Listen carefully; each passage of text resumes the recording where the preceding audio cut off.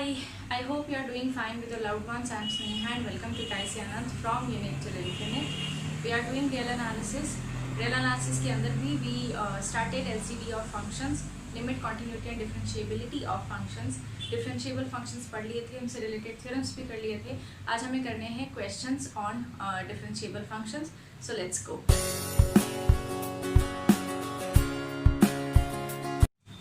First question लिखा है इधर, यू हैव टू फाइंड कि इन चारों में से वो कौन सा सेट है जिसमें मेरा फंक्शन डिफरेंशिएबल नहीं है, राइट?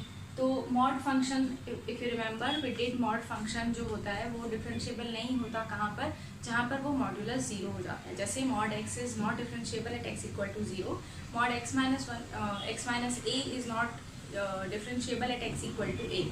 तो जब भी क्वेश्चन में मॉड इन्वॉल्व होगा तो आपको देखना है वो मॉड्यूलस कहाँ पर जीरो बन रहा है, उस पॉइंट पर फंक्शन डेफिनेटली डिफरेंशिएबल नहीं होगा. यहाँ पर दो चीज़ें हैं, एक है मॉड कॉस एक्स, एक है मॉड साइन 2 माइनस एक्स. मुझे दोनों चेक करने हैं, दोनों के जीरोज चेक करने हैं. वो जो जीरोज वाला सेट होगा वहाँ पर फंक्शन डिफरेंशिएबल नहीं होगा. सो देखिए, जैसे कॉस एक्स होगा, this is zero when x is 2n plus 1 pi by 2. So this implies x is equal to 2n plus 1 pi by 2. यानी इस सेट पे where n belongs to integers, तो ये जो सेट होगा इस पे फंक्शन डिफरेंशिएबल नहीं होगा because of this factor cos mod cos x. So a is correct. Similarly, sin 2 minus x is equal to 0 when when the angle when x is nothing but n pi, right? So that means 2 minus x equal to n pi and x is equal to 2 plus n pi or n pi plus 2 when n belongs to z. So दूसरा जो set होगा वो ये वाला हो जाएगा where sin 2 minus x is 0. इन दोनों जगहों पर या इन दोनों सेट पर मेरा फंक्शन जो होगा वो डिफरेंशिएबल नहीं होगा. तो इतना इजी है ये क्वेश्चन. बिल्कुल ऐसा एक और क्वेश्चन आया हुआ है किसी ईयर में जहाँ उन्होंने cos x और कुछ function mod x square plus 4 इस तरह से कुछ लिखा हुआ है. वो भी बिल्कुल इसी तरह से होगा क्वेश्चन. अगर आपको प्रॉब्लम है तो आप मेरे को बोलना, मैं अपने FB पेज पर वो क्वेश्चन डाल दूँगी अगर आपके पास क्वेश्चन नहीं है तो. And you have to tell me कि वो कौन सा सेट है जहाँ पर फंक्शन डिफरेंशिएबल नहीं होगा, ठीक है?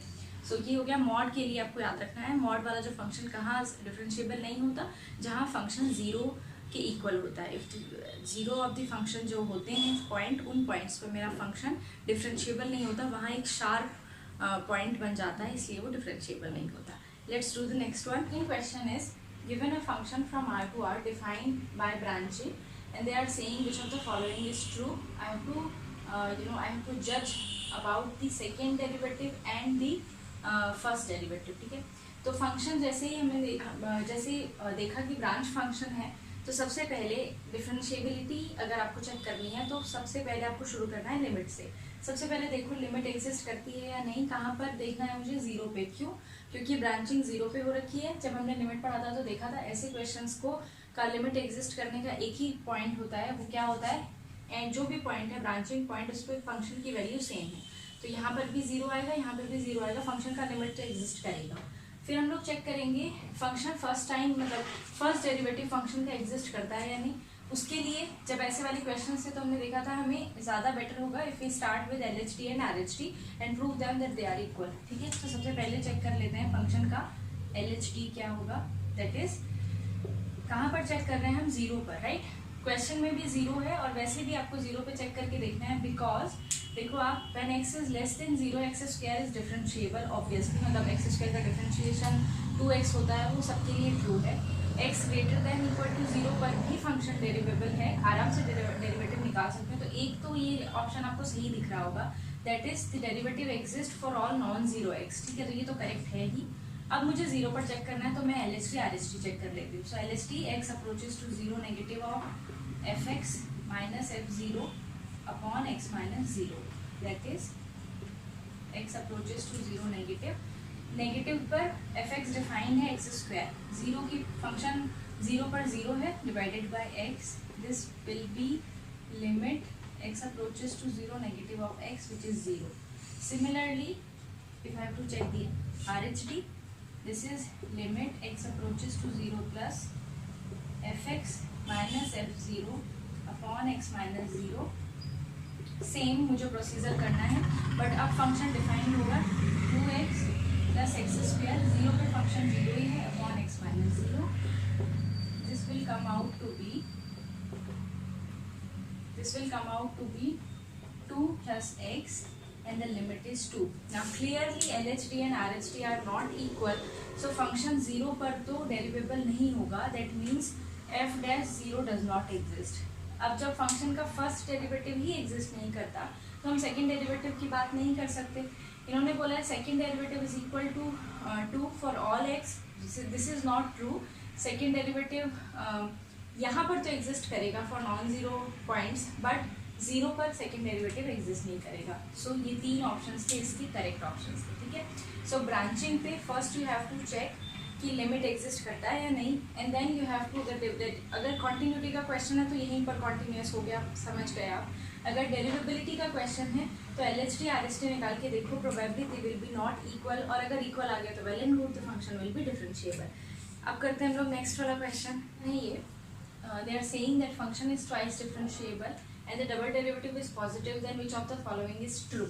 मतलब बेसिकली वो फंक्शन के जीरोस की बात कर रहे हैं. तो ऐसे टाइम पे आपको क्या करना है, फंक्शन काउंटर एग्जाम्पल से हेल्प लेनी है, वहाँ से आपको देखना है कि कौन से वो ऑप्शन है जो डिस्कार्ड हो रहे हैं, कौन से वो ऑप्शन हैं जो ट्रू है. तो पहले कह रहे हैं function has exactly 2 solution in are, है ना. तो जैसे ये बात आ गई ना कि सोल्यूशन इन आर, तो आपको एक फंक्शन बड़ा प्रिमिटिव फंक्शन है ये याद रखो. इसके जो जीरोज हैं वो कहाँ पर होते हैं, सी में होते हैं. इसके जीरोज होते हैं प्लस माइनस आयोटा, जबकि ये जो फंक्शन है इसका डबल डेरिवेटिव क्या आ रहा है, 2 आ रहा है, विच इज़ पॉजिटिव. तो ये सब सेटिस्फाई कर रहा है हमारे स्टेटमेंट, बट मेरा फंक्शन जो है उसके सोल्यूशन आर में नहीं है, तो ये रॉन्ग हो गया. और देखो ये कह रहे हैं function has positive solution if these 2 conditions are true. f0 भी 0 होना चाहिए, फर्स्ट डेरिवेटिव भी 0 होना चाहिए. This is equal to x square मान लो.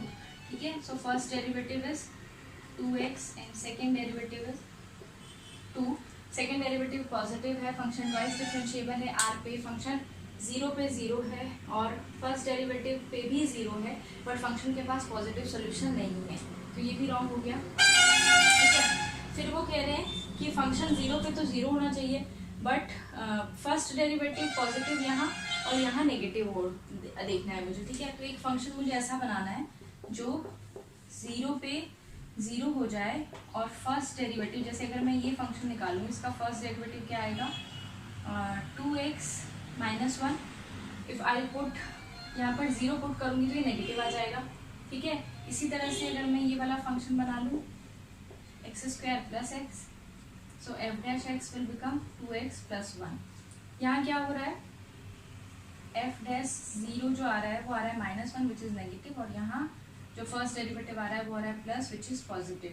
इस केस में वो क्या कह रहे हैं, f x has no positive solution if this holds. ठीक है. और यहाँ कह रहे हैं कि f x has no positive solution if this holds.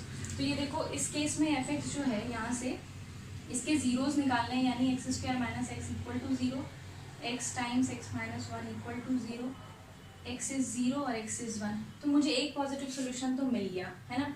तो ये वाला ऑप्शन ये वाला ऑप्शन जहाँ पर एफ डैश 0 लेस देन 0 था, ये ऑप्शन तो गलत हो गया, क्योंकि मुझे एक पॉजिटिव यहाँ पर देखो 0 मिल गया है विच इज़ 1.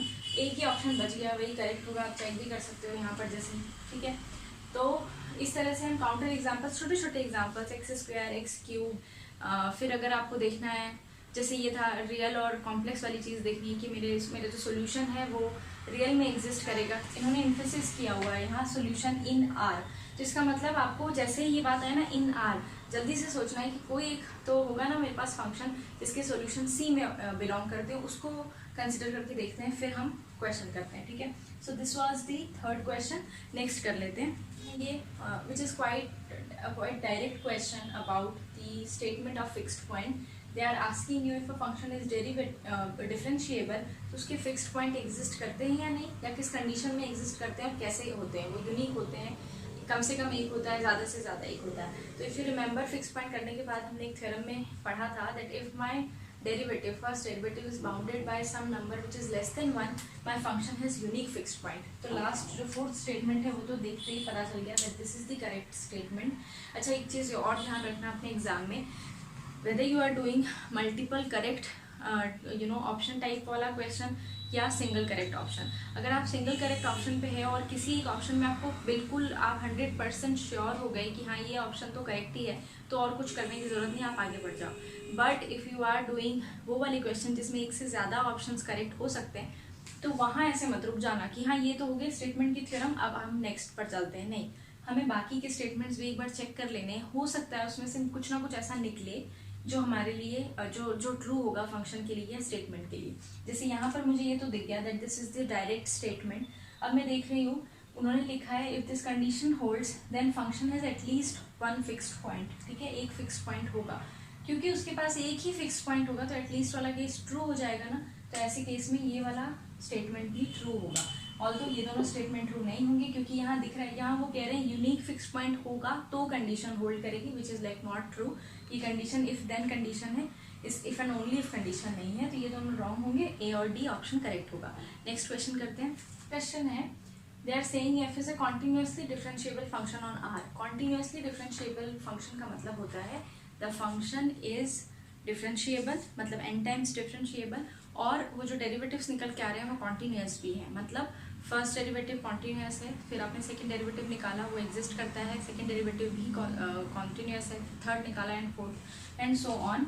और कह रहे हैं वो साथ में that limit f x plus first derivative f dash x as x approaches to infinity exist and it's a finite number which is greater than zero. ये कंडीशन लिखी है यहाँ, L lies between zero to infinity. Then they are asking कि इनमें से कौन सा true होगा।